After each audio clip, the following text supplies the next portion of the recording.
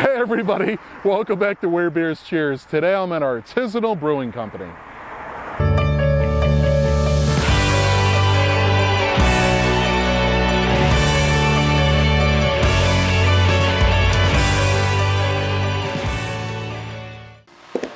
Well, you all know the hype. You've seen the beers around on the internet. Now you actually get to meet the guy and the guys behind one of the guys right now behind the beer.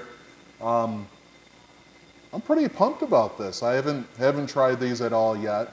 I know. Even when I was offering, beers while you guys were setting up, you went for the stout, and so you wanted this first reaction to be a fresh one, I guess. Sure right? did. Yes. All right. Okay. You wanted an authentic first reaction, right? Yes, sir. All right. Cool. Yes, sir. And I have manners. I have my hat off today.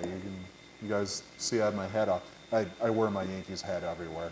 Oh, do you? So a lot of people razz-pataz me because I'm a Yankees fan, and I don't think there's anything wrong with being a Yankees fan. But were you raised to take your hat off when you sit down at the bar or the table? Well, yes. that I can understand. There's something to be said for those old school values and manners. Yeah.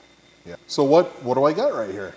So right here you've got the lemon warheads, and the other one there is the black cherry. Oh, good old black cherry.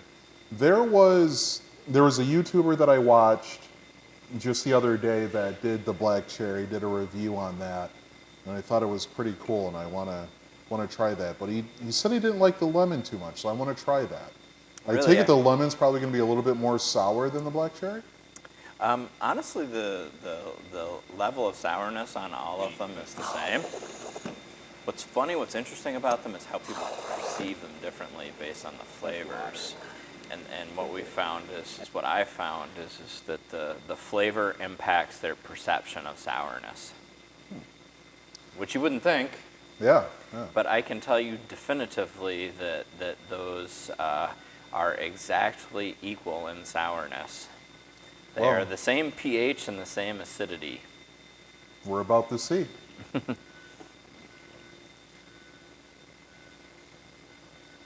That smells exactly like a lemon warhead.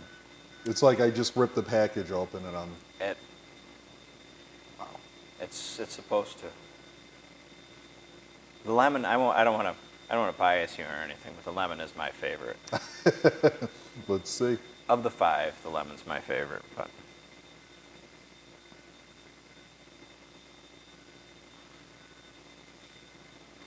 People like to rank them, though, you know. How the hell do you do that? How did you do that? It's just beer. Beer magic. Brewer's magic. That is definitely brewer's magic. This is exactly like eating a lemon warhead out of the package. It's crazy. You pucker up a little bit. I get it on the sides of my tongue. It's not as brutal as eating the candy.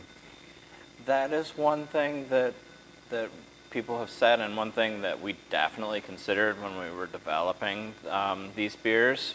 And really that comes from a very personal standpoint for us, is that if they're that sour, you just can't drink them. Right, yeah, and I can see and, that. And I couldn't taste them that sour. So it had to be something that was still enjoyable. Yeah. And they get more sour and they aren't. I like that. Wow.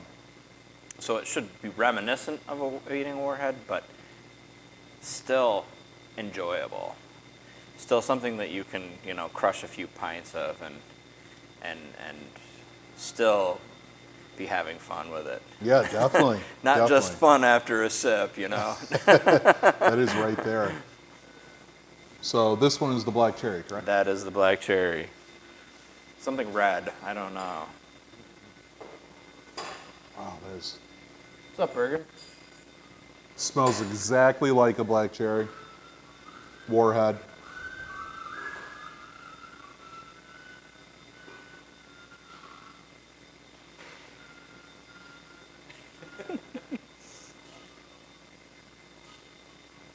don't know how the hell you pulled that off.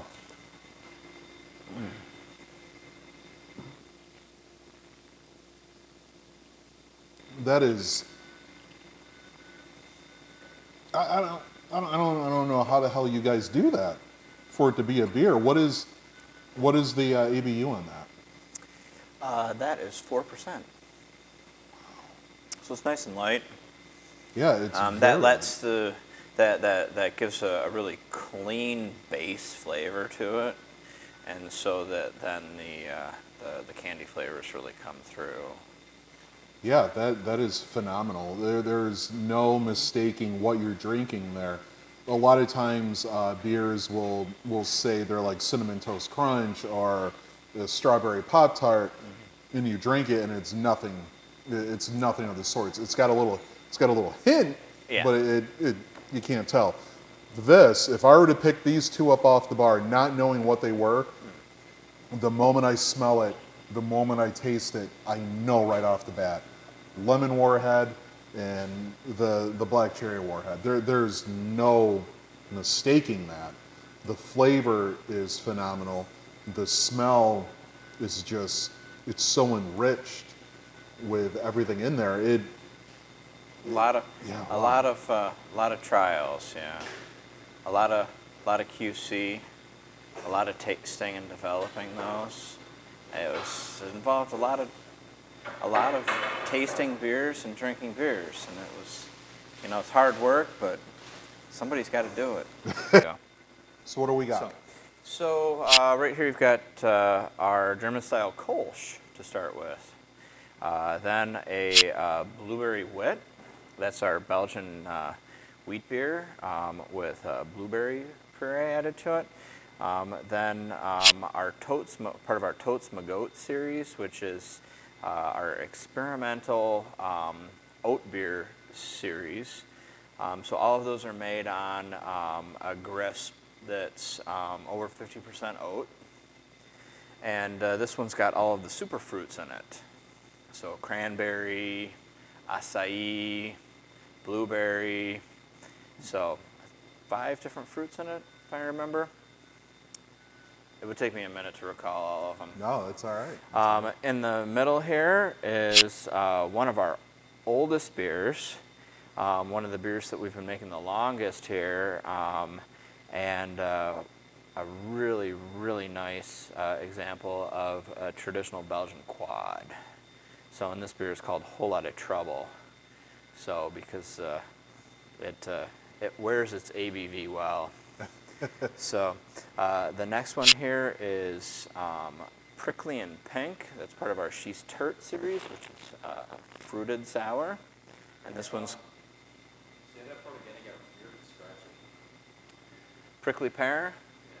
This one is Prickly Pear and Pink Guava. It's part of our She's Turt series, and we call that one Prickly and Pink. Then I have another Totes McGoates beer. It's the Orange Creamsicle IPA. And then on the very end, we've got one of our flagships, our Daily Double IPA. All right. So what's I have some more if you want. Should we fill this out a little bit more? You got enough samples? No. That's good for right now. No, all right. Sir. We got about 18 on right now. Holy hell. Yeah. That's good. The She's Turt Key Lime Dragon Fruit. This one is? Yeah, the Limey Dragon. So, all right. And it's in the same series as that one, so I stacked them. All right. Where do you want me to, where do you suggest I start at? I would suggest that you drink in this direction. So right. I laid them out roughly by IBUs, with some consideration for style too. But I love how clear this is. That is. As a Kolsh should be, yeah. That's one of the style parameters for a Kolsh is that it should be crystal clear like that. So clean. A little crisp on the tail end. Clean and light. That's nice. Low hop. Yeah. As a Kolsh should be. And then as you take that second sip, you should get some breadiness, like drinking bread. Yeah.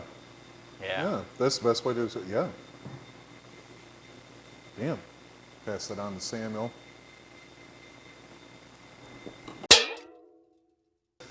I like you guys too. Oh, well, thank you. Oh, shucks. And you guys are all right too. Ooh, what one is this? That is the blueberry wit. So we call that blueberry in the glasses.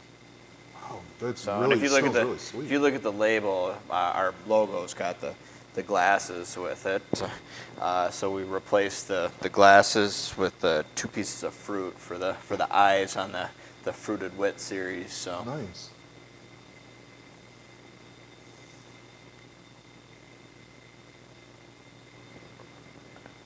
Wow, the blueberry just pops. yeah, Pops right there. Then sweet, not overbearing sweet. Smooth.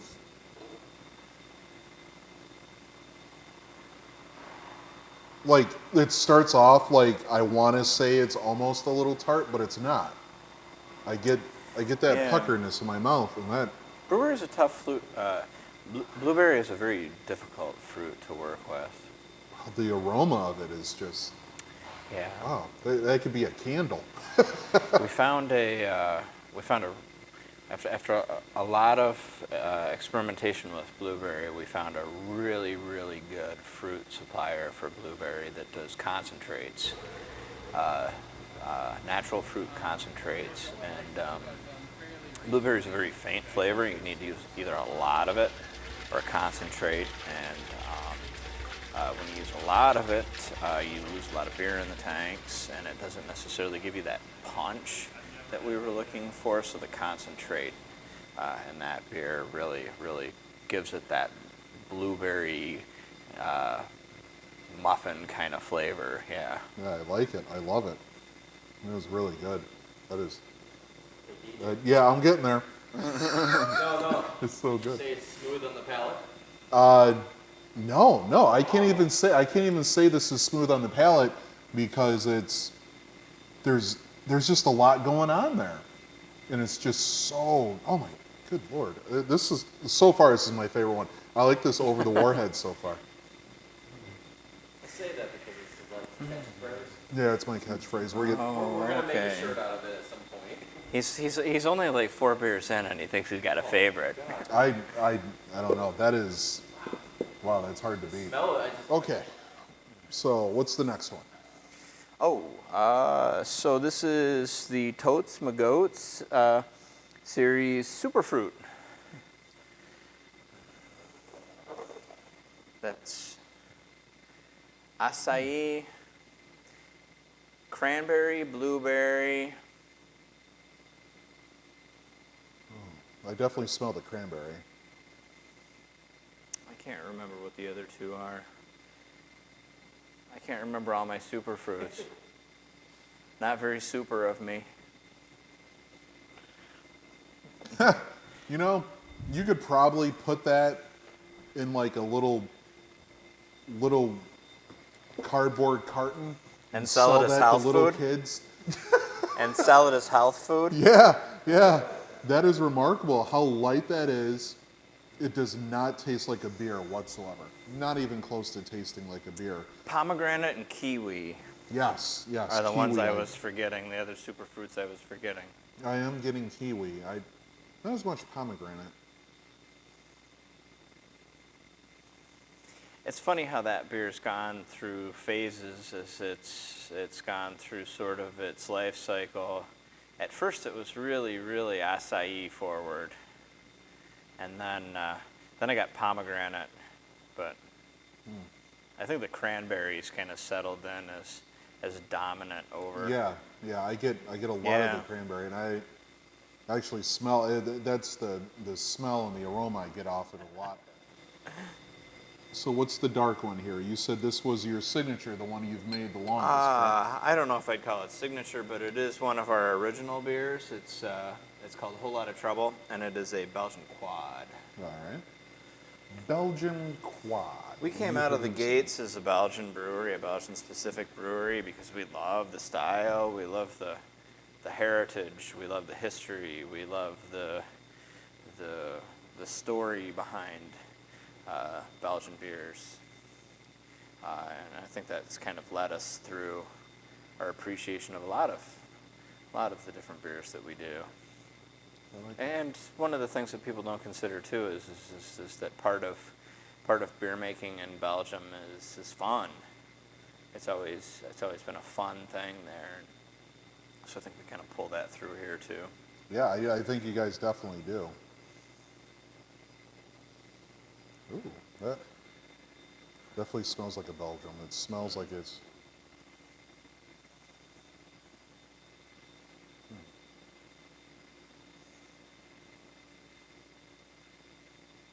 It's through and through a Belgium right there. Not too overwhelmingly carbonated. Light, but a little thick, if that makes sense. I don't know if that makes any sense to you. One of the things I enjoy about that beer is the complexity, the way that it moves through your palate. That you get motion through the taste, which is it's one of the things that's really nice about Belgian style beers, and I think it's lost on a lot of our new money craft friends is that you have a beer. You can have beers that are fun, but you can also enjoy beers that have complexity, that move through your palate, that have movement to them. Yeah. So, and all of it is designed to be fun and enjoyable and different, and that's what's so much fun and so great about beer is the diversity and the appreciation of diversity. Yeah. I almost think I would like that at a room temperature. I've had so many. I know this sounds weird, but has said everybody here that really. That is. Yeah, pretty much everybody that works here has said that. That's awesome. All of us are like, yeah. It's tough. You want to know what's funny is that's another thing that we experienced when we first opened is we not only did we make exclusively like very style correct Belgians, but we also served them at cellar temperature, and people hated them. They're like, this beer's not cold. And you can only argue with people so long about serving beers at their correct temperature before you're just like... You just give in and you understand that people like what they like, and that's great. And that it's a lot easier for somebody to let a beer warm up than it is for them to make it cold themselves. True. So you can always serve a beer colder and let it warm up. The opposite doesn't work too well. So what's next? Oh, next we've got the She's Turt series. In front is the Key Lime Dragon fruit, known as She's Turt with Limey Dragon. And in the back we've got the She's Turt series, Prickly and Pink. And that one's Prickly Pear and Pink Guava. Huh. And that's actually what I'm drinking. I've been alternating between those two because I don't know if it's that it's been really hot lately or what, but I find those tropical fruited sours to be really refreshing in this kind of weather. I've just been in the mood for them. Does this have? Did you say this one has dragon fruit in it? Mm-hmm. Yeah, you definitely get that right off the smell. Now, you guys know what I say about sours, on how they generally smell like garbage but taste amazing. This, on the other hand, all I smell is dragon fruit. Yeah. It actually has a really good aroma on it, and as you drink it, it is sour, but it doesn't make you pucker up. I don't know. I don't know how to explain that sour. It's sour but sweet at the same time. One of the things that we've been able to do with these two, and I think you got it in the Warheads with some of our sour fermentations is we've managed to develop a really, really clean sour fermentation. So you don't get any of that, the sort of yogurt aroma. Yeah. You don't get the ropiness that it's a brewer's term that we use when we talk about sort of it's a really difficult flavor to explain. It's almost like an earthy or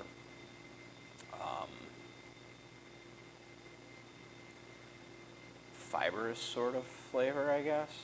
We call it ropey, but Yeah, it's a way to describe it, different way. yeah. But what we've been able to do is to eliminate those flavors and to get a super clean sour fermentation where you taste the sourness and you taste the malt in the beer, and you don't get any of the other off flavors. So then it really lets your fruit flavors shine through. Really lets those candy flavors come through on the warheads. I like that. That's really, when you ask how we did the warheads, that's really probably one of the biggest keys is to have a really clean, super clean sour fermentation in the base.